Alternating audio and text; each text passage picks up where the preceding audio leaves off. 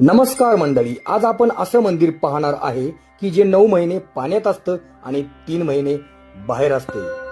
असे पवन मावळातील पवना धरणातील वाघेश्वर मंदिर 1965 मध्ये पवना धरणाची निर्मिती करण्यात आली आणि 1971 नंतर धरणातील पाणीसाठा वाढू लागला आणि हे मंदिर पाण्याखाली गेले.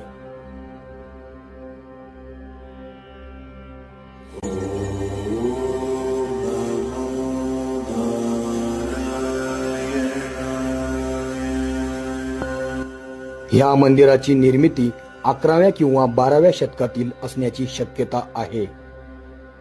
स्थापत्यशास्त्राचा सुंदर नमुना असलेलं हे मंदिर, हेमाडपंथी शैलीचे बांधकाम, मंदिराभोवती असलेला तलाव, ह्या मंदिराशी छत्रपती शिवाजी महाराजांचाही संबंध असल्याचे सांगण्यात येते.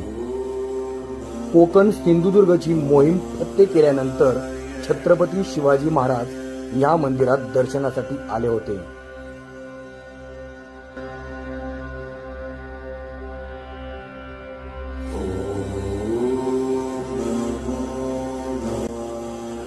मंदिराच्या गाभाऱ्यातील शिवलिंगासमोरच माता पार्वती देवीची मूर्ती पाहायला मिळते.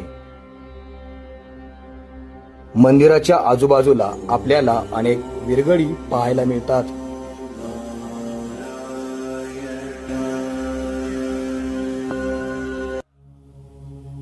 पार्वती